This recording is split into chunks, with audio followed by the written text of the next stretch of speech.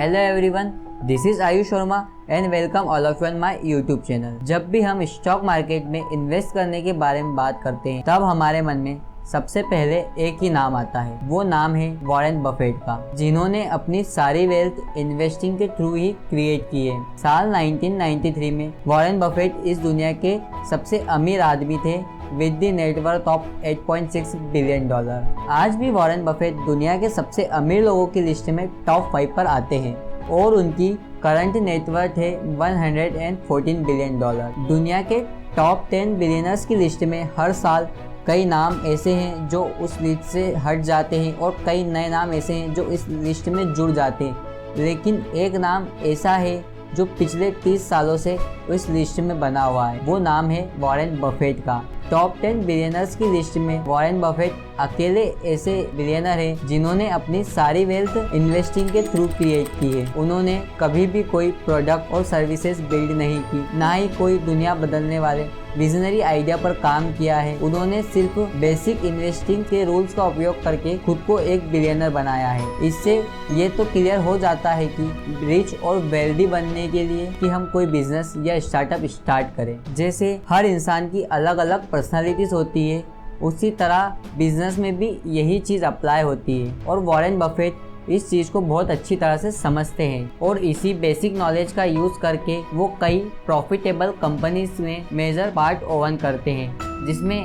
American express, Apple और cocoa Cola जैसी companies शामिल है। और कभी आपके मन में भी ये सवाल आया होगा कि उनके इन्वेस्टिंग सीक्रेट्स क्या है और कैसे हम भी वॉरेन बफेट की तरह इन्वेस्टिंग के थ्रू एक अच्छी वेल्थ क्रिएट कर सकते हैं। आज मैं आपके साथ the Warren Buffett way book की समरी शेयर करने वाला हूँ, इसलिए वीडियो को लास्ट तक ज़रूर देखना। Rule number 1, don't buy a stock, buy a business. दोस्तों, जैसा कि आप सभी जानते हैं कि दुनिया में जो भी लोग बिलियनर बने हैं उन्होंने कोई ना कोई बिजनेस स्टार्ट करके ही अपने लिए वेल्थ क्रिएट की है, क्योंकि कोई भी पर्सन सैलरी से सिर्फ अपने खर्चे निकाल सकता है, कभी भी वेल्थ क्रिएट नहीं कर सकता। इसलिए जो लोग बिजनेस स्टार्ट नहीं कर सकते वो किसी और के बिजनेस में भी इन्वेस्ट करके एक अच्छी वेल्थ क्रिएट कर सकते हैं। इसीलिए वॉरेन बफेट ये समझाते हैं कि हमें स्टॉक ट्रेडिंग में नहीं बल्कि एक अच्छे बिजनेस में इन्वेस्ट करने पर फोकस करना चाहिए। कहने में ये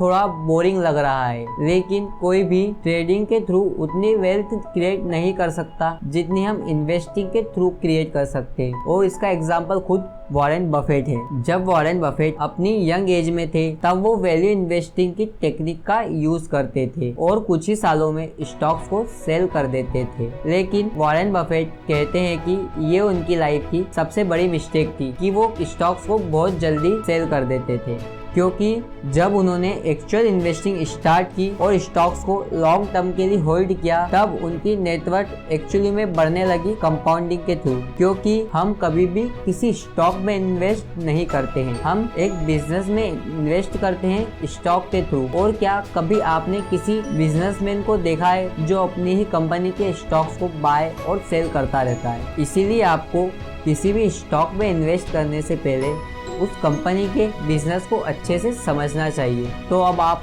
सोच रहे होंगे कि कैसे हम एक अच्छे बिजनेस को एनालाइज कर सकते हैं। तो हम ये चीजें वॉरेन बफेट से समझते हैं। वॉरेन बफेट किसी भी कंपनी में इन 4 चीजों को देखकर इन्वेस्ट करते हैं। Number 1, business quality. Number 2, management quality. Number 3, financial quality. And number 4, companies valuation. अब आप सोच रहे होंगे कि हम रिटेल इन्वेस्टर्स इतनी रिसर्च कहाँ करें, हमारे पास तो इतना टाइम भी नहीं होता है और ना ही इतनी सारी चीजें पता होती है। लेकिन अगर हम वॉरेन बफेट की बात करें तो वो भी एक साल में एक ही कंपनी के स्टॉक को पिक करते हैं, फिर चाहे मार्केट कंडीशन कुछ भी हो। उसी तरह आपको भी अपनी इन्वेस्टिंग जर्नी की शुरुआत किसी एक अच्छी कंपनी के स्टॉक में इन्वेस्ट करके करनी चाहिए। डायरेक्टली 10-15 कंपनीज को अपने पोर्टफोलियो में ऐड नहीं करना चाहिए। और अगर आप भी ये जानना चाहते हैं कि हम अपना पहला शेयर कैसे पिक करें तो आप इस वीडियो को देख सकते हैं। जब भी कोई बिजनेसमैन कोई बिजनेस स्टार्ट करता है तो वो पहले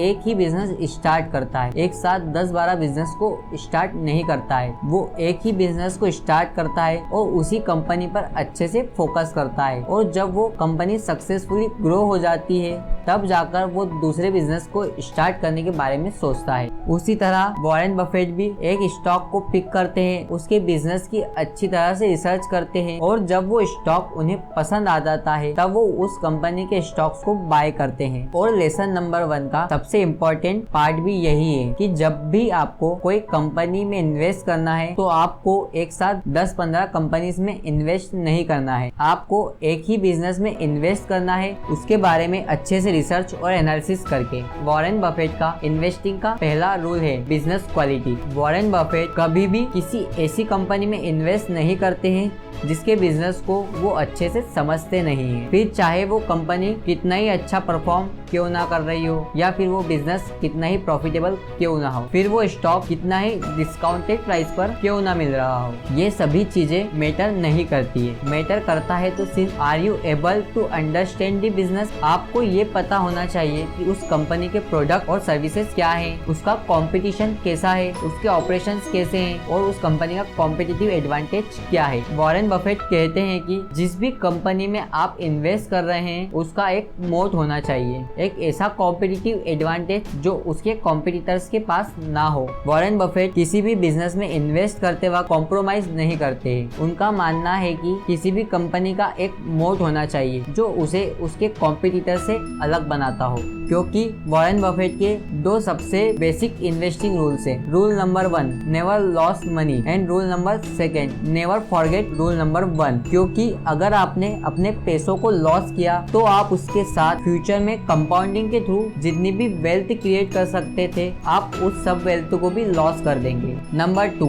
मैनेजमेंट क्वालिटी। किसी भी कंपनी का बिजनेस कितना ही प्रॉफिटेबल क्यों ना हो, लेकिन अगर उसकी मैनेजमेंट अच्छी नहीं है, वो आपसे कुछ छुपा रही है या उसने कोई फ्रॉड किया है, तो इस बात के चांसेस ज़्यादा हैं कि उस कंपनी में आपका पैसा डूब जाएगा। इसलिए आपको किसी भी कंपनी में इन्वेस्ट करने से पहले उसकी मैनेजमेंट की क्वालिटी चेक करनी चाहिए। उसका सीईओ कौन है, उसके डायरेक्टर्स कौन है। वॉरेन बफेट भी यही करते हैं। इनफैक्ट वॉरेन बफेट ये भी जानने की कोशिश करते हैं कि उस कंपनी के प्रोमोटर्स की थिंकिंग प्रोसेस क्या है, क्या वो अपने शेयर होल्डर्स के साथ अच्छे से बात करते हैं, क्या वो अपनी मिस्टेक्स को एक्सेप्ट करते हैं। वॉरेन बफेट कहते हैं कि ये बहुत इंपॉर्टेंट फैक्टर होता है। अगर कोई भी कंपनी सबके सामने अपनी मिस्टेक्स को एक्सेप्ट कर रही है, इसका मतलब है कि वो फ्यूचर में उस मिस्टेक्स को सुधारने की भी कोशिश करेगी, क्योंकि अगर मैनेजमेंट अच्छा नहीं है तो हो सकता है कि फ्यूचर में उस कंपनी की ग्रोथ भी अच्छी ना हो। इसीलिए वॉरेन बफेट कहते हैं कि you can't make good deal with bad person. Number 3 financial quality. यहाँ पर वॉरेन बफेट किसी भी कंपनी की फाइनेंशियल क्वालिटी को चेक करने के लिए इन 4 चीजों को देखते हैं। नंबर 1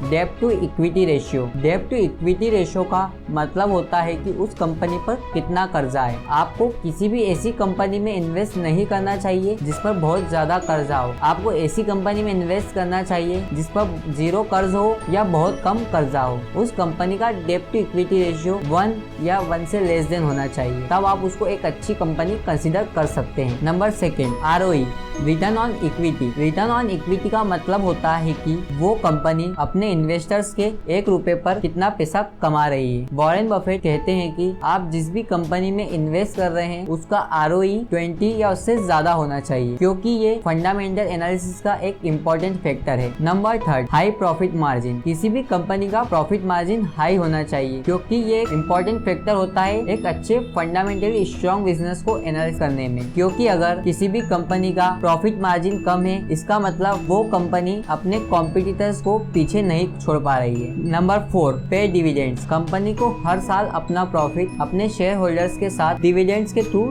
शेयर करना चाहिए। अगर वो ऐसा नहीं करती है तो फिर उस प्रॉफिट का यूज करके उस कंपनी का शेयर प्राइस ग्रो होना चाहिए, क्योंकि प्रॉफिट शेयर होल्डर्स का हक होता है। अगर उन्हें डिविडेंड्स के थ्रू प्रॉफिट नहीं मिल रहा है तो एटलीस्ट कंपनी में उनके इन्वेस्ट किए हुए पैसों की वैल्यू तो बढ़नी ही चाहिए, क्योंकि अगर स्टॉक का प्राइस नहीं बढ़ रहा है इसका मतलब है कि वो कंपनी अपने प्रॉफिट्स को अच्छे से यूज नहीं कर रही है, और ऐसी कंपनी में इन्वेस्ट करने का कोई मतलब नहीं होता है। वैल्यूएशन। किसी भी अच्छे बिजनेस को एनालिसिस करने के लिए ये सबसे इम्पोर्टेंट फैक्टर होता है, क्योंकि जो 3 फैक्टर्स हमने डिस्कस किए वैसी तो आपको स्टॉक मार्केट में बहुत सारी कंपनीज मिल जाएगी, लेकिन वो सभी कंपनीज ओवर वैल्यूड होती हैं। पर वॉरेन बफेट ऐसी कंपनीज में इन्वेस्ट नहीं करते, क्योंकि ये कंपनीज ओवर वैल्यूड होती है, क्योंकि अगर किसी कंपनी को आपने बहुत ज्यादा हायर वैल्यूएशन पर बाय किया है तो आपको लॉस होने के चांसेस बढ़ जाते हैं। और बिगनर इन्वेस्टर्स ये गलती सबसे ज्यादा करते हैं। वो किसी अच्छे बिजनेस को तो पिक कर लेते हैं लेकिन वो उसे बहुत ज्यादा हायर वैल्यूएशन पर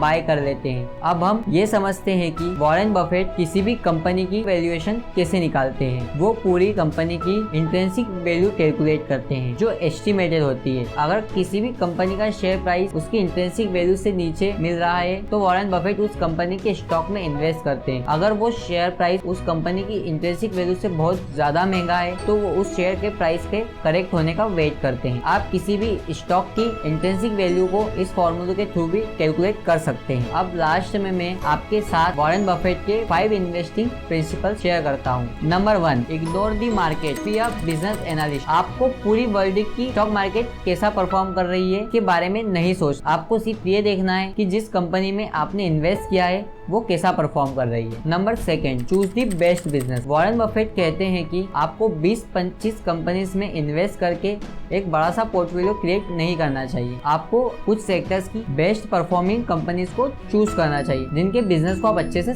समझते हैं। Number 3, bet big when it's time. अगर आपको कोई भी कंपनी बहुत ज्यादा डिस्काउंटेड प्राइस पर मिल रही है तो आपको उस कंपनी के स्टॉक में अपने मैक्सिमम कैपिटल को इन्वेस्ट करना चाहिए क्योंकि वो एक ही कंपनी काफी है आपको मल्टीबैगर रिटर्न्स जनरेट करके देने के लिए। इग्नोर द इकोनॉमी, पूरे देश में क्या चल रहा है, इकोनॉमी कैसा परफॉर्म कर रही है, जॉब्स क्रिएट हो रही है या नहीं, आपको इन सभी चीजों को इग्नोर करना चाहिए क्योंकि मार्केट में रिसेशंस और साइकिल्स आते जाते रहते हैं। Number 5, when you buy a good company hold it for lifetime. अगर आपको कोई ऐसी कंपनी मिलती है जिसके बिजनेस को आप बहुत अच्छे से समझते हैं और वो इन सभी फैक्टर्स के हिसाब से फंडामेंटली स्ट्रॉन्ग कंपनी है तो उस कंपनी को आपको अपनी लाइफ टाइम के लिए होल्ड करके रखना चाहिए, ये सोचकर कि उस बिजनेस को आपने ही स्टार्ट किया है।